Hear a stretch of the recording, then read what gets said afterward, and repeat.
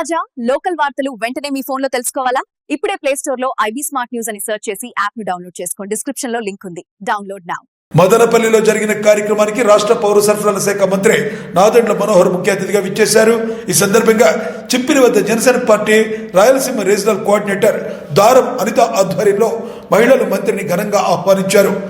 హారతులు పట్టి దుశ్శాలువలు అర్పించి పుష్పగుచ్చాలతో సత్కరించిన మహిళలతో పాటు జనసేన నాయకులు కార్యకర్తలు పెద్ద సంఖ్యలో పాల్గొన్నారు.